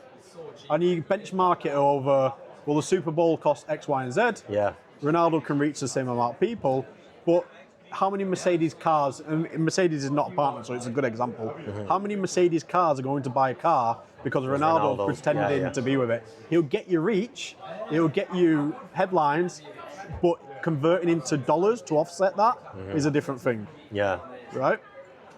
Okay. So another example, Manchester United. Yeah. Snapdragon. Yeah. Guarantee most phones, everyone listening who's got a phone right now, the chip inside it right now is likely to be Snapdragon. They've spent big, I think 60 million a season on Manchester United for 5 seasons, because no one knows Snapdragon as a brand. They just know it's in your phone, it's everywhere. Yeah. They're making big money, they make chips. But if you think back to the 90s, what was Intel's best marketing campaign? When your Windows loaded up and it made that sound, and it came up on your screen. So you knew Intel was inside your computer. Yeah. But there's products out there that are hidden, and you've still got to build a brand. Yeah. So then people go, I want Snapdragon in the phone, and it's better processing, things like that. So a company like Snapdragon will now build its brand, appearing on Manchester United shirt, because the product is everywhere, but no one sees it, no one knows the brand. Yeah. Right? So, when you're dealing with virtually no marketing budget, what should people be thinking? Yeah. How should they be thinking outside the box? So I've been there, right? Yeah. When I've started with no budgets. There's a couple of things to do. What you're better off doing is starting small and getting a reaction. So let's say, do you want to give me some examples we'll talk it through? Yeah. Go, okay. Well, say e-commerce, films, and what? Well, say you've got, I don't know, a film, and you're trying to get people to click on this film on Amazon. Yeah. So I'll start there, right? Is getting them to click the film on Amazon the right thing? is that the right output you want? Yeah. And you've got to be critical. Is it better to get your film into local showings rather than Amazon downloads? Because people think, I'll put it on the media platform. The media platform, you can access it 24 hours a day. Yeah. But if you've not got the budget, and we've got to be critical now, you cannot drive the numbers. Yeah. Right? When I was at BP, I was marketing one of their apps. And one of the things I said to them is, you built a great app, and this app allowed you to drive into a petrol station, open the app, you'll have your members card in there. It allowed you to activate the pump, you would fill up your car, and then the app would charge you.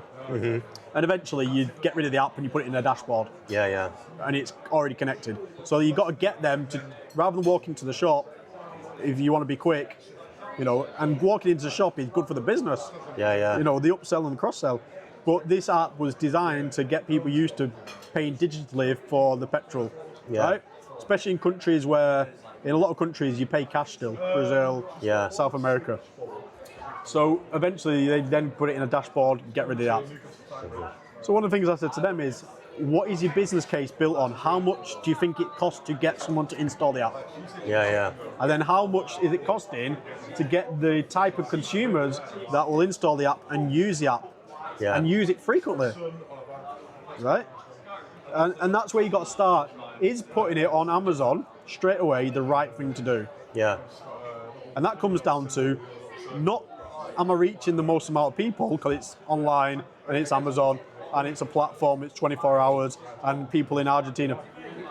They're wishful thinking if you think about it. Is it better to be more relevant to my tribe? And so create scarcity maybe? They're called, in behavioral economics, it's creating barriers to build your tribe. Right? So one of the things I was going to ask, right? So I had this crazy idea, like, what if you did something like you released a feature film in serialized through TikTok, where you release a minute a day and you have to come back tomorrow to see the next bit? Like, is something like that documentaries? That's a good idea, or is that something that's stupid? If you're documentary, that would be amazing. I watch loads of documentaries on TikTok. Uploaded, serialized. And they've cut it, they clipped it down, and you've got to go through their channel and look for the rest of them. But you've got to signpost it. If you're just uploading clips and it's out of sync, and one of the most annoying thing is when people on social media, they don't date timestamp their content. So if you're breaking it up, you've got to say 1 of 8. Just basic stuff like that. And then you're like, well, do I want a 1 of 8 on my video? You're designing for that audience. You design signposting for that audience.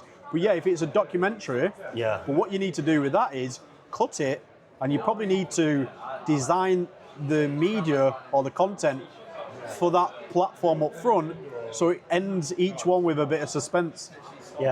Which is what these vertical dramas are doing, aren't they? They all end on a cliffhanger. So they basically reinvented soaps.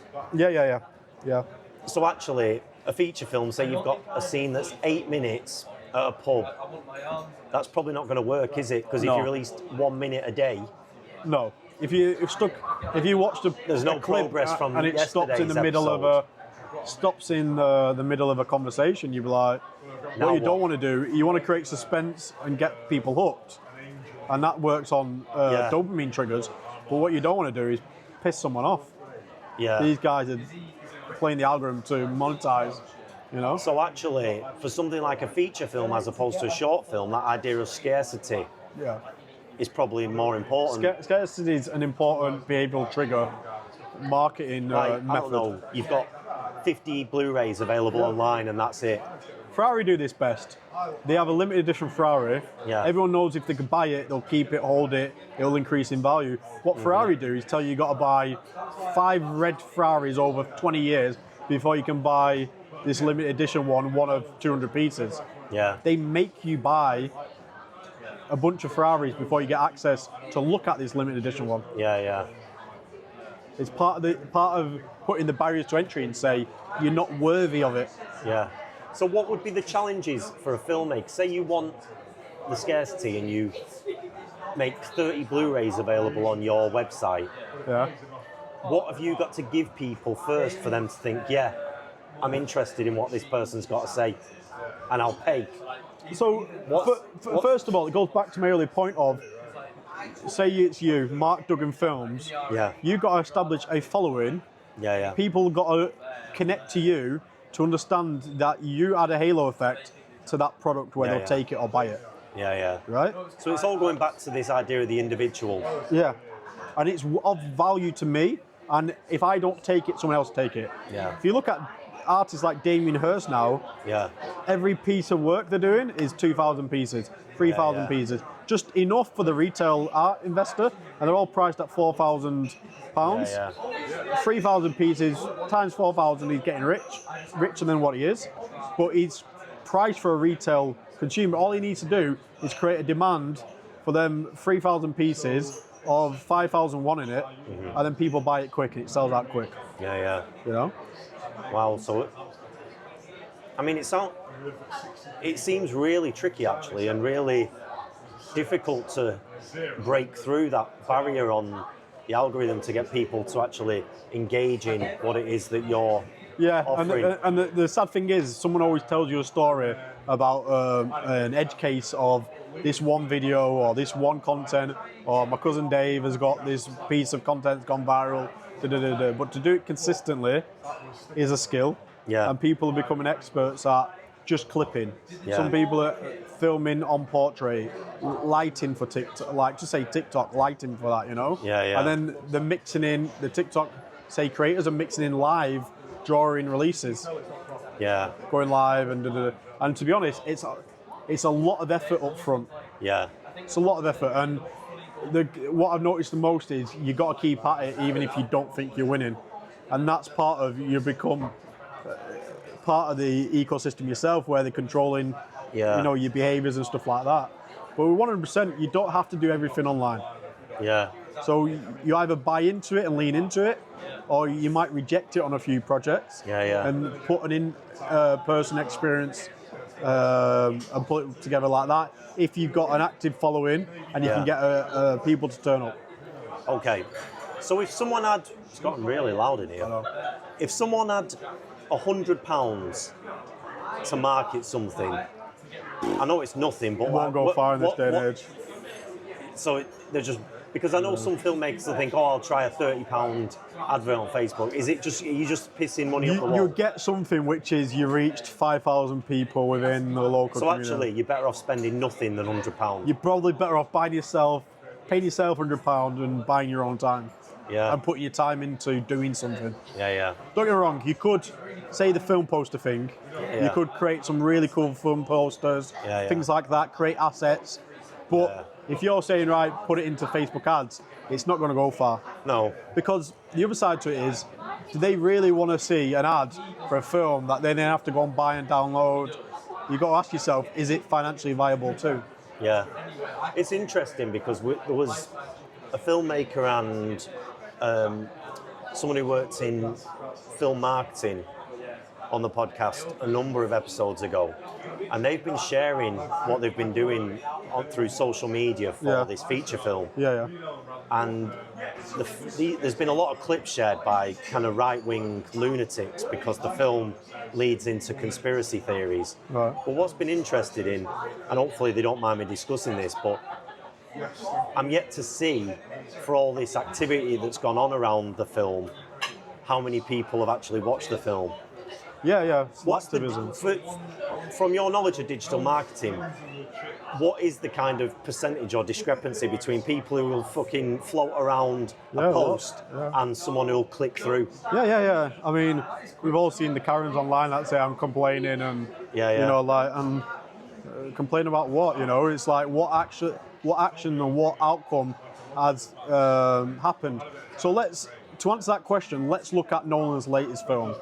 Right? You as a cinema goer, me as a general consumer who's seen the film, how many film posters have you seen around Greater Manchester, London of that film? I mean, I've seen them, but I've not been conscious of them. Maybe sides of buses, maybe. I've personally not seen many, if any. Right? If you go back to the 90s into the Batman film, how many posters do you see? Loads. And that's because a lot of these films boom in the first opening weekend, and that's where they make the money in the shortest time possible. How many memes have you seen of Nolan? Matt Damon.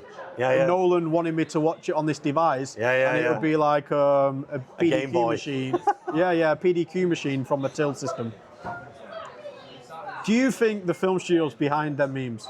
Yeah, I don't know, maybe. Probably, yeah. Yeah. Likely, yes. Because what they're doing is holding a conversation that the general public would have. Yeah. Right? What does that do? It makes you go, oh, it's on the IMAX in the full, and it becomes a narrative of why you go to the IMAX. Yeah. No one's getting an old MP3 out and manually, you can't even play it, right? Yeah. You shouldn't have it. But if you look at it, a lot of it's been manipulated. But those meme accounts now are part of the marketing promotions. Yeah. I'm not saying they've done it because I have no evidence, but I would say I don't been think involved with it. What I mean influenced specifically is, so if you get all these people sharing your film and so on that point, have they watched it? So on that point, so if you go, you're not seeing many posters. You've seen plenty of memes amongst a single narrative. Yeah. One narrative. The narrative isn't even about the film. Yeah. It's about where to watch it and how to consume it. Yeah. Right? Then what has the film studio done from a marketing viewpoint on that? Right? Yeah. They've probably not done much. They've shaped it. Yeah. They probably shaped the memes. Let the communities take over the conversation. Let them control the narrative. Yeah. Get into the cinema, buy the ticket. Yeah. They've not done massive amounts of marketing. Well, like Barbenheimer. Correct. So that's the one that changed it, right? Yeah. You put two things up against each other because then people make a decision which one they pick. Yeah. That's where the Christmas #1 in the UK came from. Yeah. Two rival songs going up against each other. Yeah. I think it was Noddy Holders versus Wizard. Yeah. And that competition created more demand, created more narrative, created a race. Yeah. And then it became a thing after that, the Christmas #1 in the UK. Yeah. You could, and the interesting thing about the Barbie one is there was polar opposites. Yeah. In the 90s, we used to have very similar films releasing at the same time, and you would like pick Armageddon and Deep Impact. I remember them around the same time. But now you can have polar opposites. Yeah. And chances are, and this comes back to behaviors and psychographics, you could probably go to both. A lot of people probably went to both. Yeah. They wasn't competing. No. It was a false narrative. Yeah. But they helped each other in the end because they shaped the narrative. They didn't stop the narrative. Yeah. They didn't try and put each other out of business. They shaped it together. Yeah. And it became a joke, and that created more demand. Yeah. So on that point, what are the film studios actually doing from a marketing point of view? They're just controlling the crowd on the narrative. Yeah. But they're not from your doing experience of digital marketing, say if 20,000 people are engaging with something, how many of those actually go and follow through on it? small. It depends on what it is, right? Yeah. If Say it's an indie film and there's no reason for someone to click on it, no celebrities, nothing. Minuscule. Tiny. Yeah, you know? yeah. It goes back to the point, I could get you Cristiano's account. Yeah. I could get a top brand on his account. Millions and millions of impressions, millions of comments. Yeah. Is anyone going to go on the Mercedes one? Is a good example again. Is anyone going to get a Mercedes tomorrow, knowing full well Ronaldo drives Ferraris and Bugattis? Yeah. Doesn't drive a Mercedes. Yeah. So what I'm saying is, there's two things, and in marketing you can end up chasing what we say vanity metrics, as in. So what's that? It's an insight or a piece of data that has no realistic outcomes. Right. I got you 1 billion impressions. Right, great. What does that actually mean? This is what I was getting at. So as a consumer, actually done anything? That indie film, it could just be being. I'm not targeting them, but what I found interesting was that they've shared a lot of posts, like 2 million shares in our trailer. But I thought, yeah, but if no one's watching the film, it doesn't matter if it's 10 million. For £100, I could get you a robot to get you 2 million. Really? I can get you a robot to get you 2 million views on a YouTube post. Yeah. And it probably costs about $150. A lot of the influencers that you see on Instagram that were big in 2016, 17, 18, a lot of them, 20 million followers, 30 million followers, a lot of them are fake followers. Yeah. Because what does Facebook not want to do? Admit X% of their platform has fake followers. Yeah. I always had this conversation. Well, that it's a dead platform essentially. That it's finished. So I can get you followers. It costs cheap. It's only when you get into outcomes you realise. Yeah. You know. That outcome side of it is the thing that I'm interested in, because I think that. Well, that's marketing. But everyone's selling. Like, there's a lot of film influencers selling an idea that build your tribe, do this, do that. But I think, actually, how many of these people are watching the film? So a tribe's different. A tribe is, we subscribe to this person, we follow this person, we're bought in. The behaviours, if it's a real tribe, they're bought in, and it could be they're for you, they're against you, but they're bought in. Yeah. So Andrew Tate, he has a tribe, right? And forget what people think about him, forget the news, forget any of that. He's built a tribe. What he's done is great in terms of what he wants to achieve personally. I've got this tribe, they follow me, they listen to what I'm saying, I can commercialise them. It's easier to get an outcome from what I want. That is a tribe. They follow you. Fundamentally, it's back in the 60s, you call it a cult leader. They lead you, and then everyone follows. Grifter. The great grift. Well, anyway. Not necessarily that. A brand could have a tribe. Brewdog became a brand. It had a tribe. The tribe was also investors. Then they stayed off path from being that brand, Brewdog, with our customers, our investors. They started making hotels, beers in the showers. It moved away from the tribe. Who in the tribe wanted a shower of beer? No one wanted that. No. You can end up going off in the wrong direction because you believe anything you put out there, the tribe want, but it's not always the case. You got to check in with your tribe. You got to understand, and this is what I explain to brands. Like, I work with fashion brands, e-commerce brands.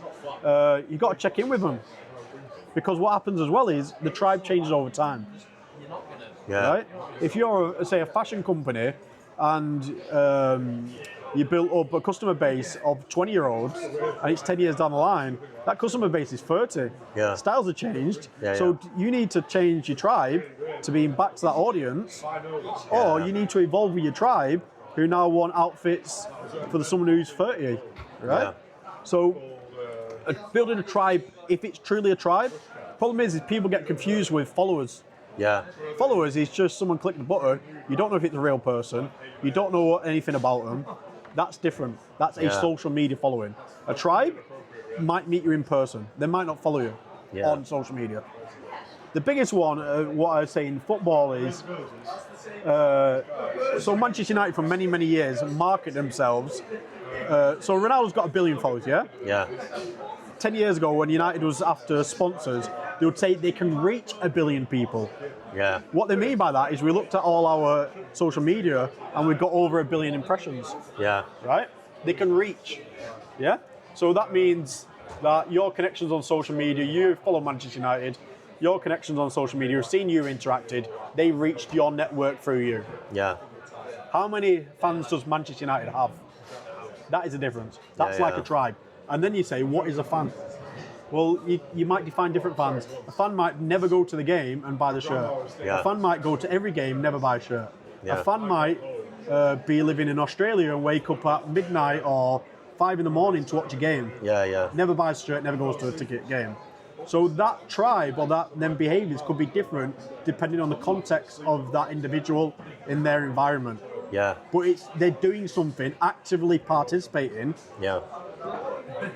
If Manchester United's got, 100 million followers on Facebook, doesn't mean the fans. Just means it's social audience. So that's the difference. Getting impressions, reach, in this day and age, it's easy to do. I could buy you them. You could put out a piece of content that goes viral. But if they actually buy into what you're saying and follow and engage and interact, that's a different level of participation. Okay. So, I mean, some final thoughts around this. Like, what should indie filmmakers be thinking of moving forward? Like, if you're saying, like, you've got to think about what's coming next, where should they be thinking in terms of next? What I would do straight away if I was in them person's shoes is I would start to build everything in 2 phases, side by side, right? The product you're putting out, or your film, in marketing we'll call it the product. That's your product, right? and then also you as a brand. Yeah. So the product you're putting out is film 1, 2, 3, and it's out in August. Yeah. Or next August, and you're doing campaign around that. Then there's you as a brand, and you've got to almost work them side by side. What are you doing, which is the value exchange, and then what is the product doing from a value exchange? Yeah. Okay. Right? And the two interact. One is a halo effect to the other. One ladders up to the other. So just around that, like, some of that is easier with attention spans with a short film. Right. Say you're making a feature film which takes years to completion. Yeah. How do we keep the audience still engaged without feeling like, oh, it's still going on about that? This is the podcast. Yeah, yeah. This is designed to show that you are thinking about your industry. Yeah, yeah. You might not put out anything for 10 years. Yeah, yeah. You might have 5 followers, but it's a tribe of 5. Yeah. You know, you might have a million. It's a tribe of 1,000,000. But people get caught up with, I got to have mass.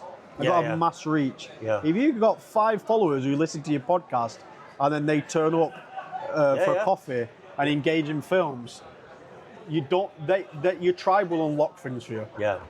So actually, what you say, if you've got Doesn't your 5 start and end with a followers, film. you've got your 5 followers who for 3 years follow the production of a film. Yeah. Don't undersell that to appeal to masses when you can engage 5 people over a long period. The problem we got is the psychology of people. Yeah. 5's not good enough. No, I know it's not, but I'm just saying, like, That's I would the be issue. thinking around. I would rather have 5. So, for instance, if you were doing a BP app, you wouldn't announce something you were doing in 5 years' time, would you? You'd get it close to completion before you started discussing it. Yeah. Film doesn't work like that. You start making it and people know you're doing something. Well, yes and no. Yeah. Yes and no. Because you could work on something and just not talk about it. If you're, Do you think that was wise, actually? And then just suddenly have something to take to people? I would say that comes down to your project management skills. Yeah. Are you hitting deadlines? Yeah. Because what you don't want to do is keep moving the date and they're like, I'm switched off. Right? No, and that did happen with a YouTuber who people had backed his film. Right. And then it took ages to completion and people were pissed off. If it goes up to you as a brand, you as a person, you bought into that person and their product, right? If they haven't delivered on that, their brand as to them as a filmmaker hasn't delivered. Yeah. It's worked against them. It's the value exchange. If you're going to say it, you got to back it. Yeah. It's almost like if you work with a buy from a brand that you know, they could create a new product, and you go, well, I know that other product is good. I'm going to give this a try. Yeah. The risk from a consumer point of view is lower.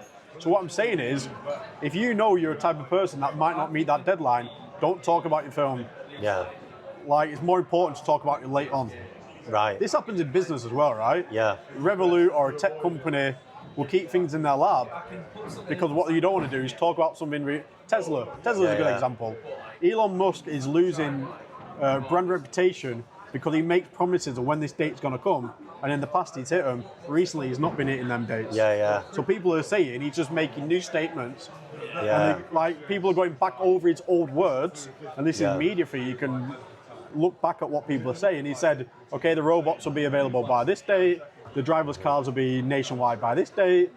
He's not hit those targets. Yeah. So even though he's good, Tesla's good, people who are sitting on the fence are going, well, he's talking about something new again. Yeah, you can't. It doesn't deliver. Yeah, or it doesn't meet that deadline. Yeah. That's your brand halo effect down to your product. So on that point of what to do in between, there's other things you can do. So you might want to keep your film projects private, knowing full well that you will have to do some activities once it's completed. But you might want to get involved with film club, you might want to get involved with community projects, film projects. You might want to get involved with podcasts. You might want to feature on podcasts. You might want to write a research piece. You might just want to update LinkedIn. I've said this to you, I know you're not that active. LinkedIn's probably the best place you could be as a filmmaker. Why? Because other like-minded people will be there and it's easy to find them. Yeah. And you know it's not people just talking nonsense, causing arguments online. If you're a film director and you connect with someone who's done camera work or editing work, the best thing you could do is branch out to connect with people in different verticals, because everything connects back together anyway. And same with skill sets. If you say, okay, what skill sets should an independent filmmaker get once they've done a few films? For me, I would say they need to go and learn project management. They need to go and learn finance. They need to go and learn, and why not?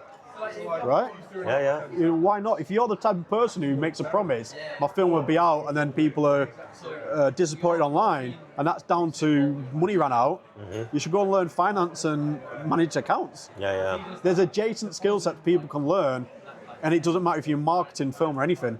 Them adjacent skill sets are critical. Yeah. So at the moment, I'm a fellow of Chartered Institute of Marketing. I'm pretty good at marketing, I like to think. I've been exposed to all the industries, all different types of media, all different types of marketing. I'm learning adjacent skill sets and upskilling in them area. Go and get a project management qualification. I've managed many projects, but go and get it formally.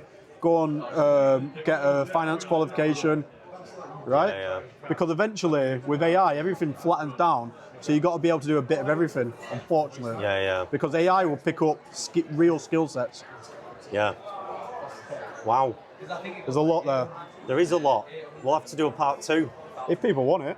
Well, I guess. But maybe if people want it, it don't matter whether they want it. They're getting it. Send some examples in. Yeah. And we get into, because we just talk. Discuss it. Yeah, send the film Their projects in, and we'll discuss it. and I'll research it. Yeah. And I'll give tips. Yeah. And we'll talk through it. Yeah. So if anyone wants to send in marketing examples, even if they're doing another job. Yeah. I know you worked in universities. It could be how you market at university. It could be how you market an independent film. How you increase products. We'll find a quieter corner of Wetherspoons next time. It is what it is. Got really loud. So this is episode 29, and finally, you turn 40 on the 29th. Yeah, this weekend. Happy birthday. Yeah, I know, getting old now. It is what it is. Well, that's it for this week. Thanks for joining thank us, you. Andy. Yeah. Thank you for doing this. And thanks to anyone who's listened. I don't know, it's quite a long one, but hopefully there's some relevant information there. If not, send some examples in and we'll go through the actual examples. Yeah, definitely. Cheers, Andy. Nice one. Is the plug standard answer?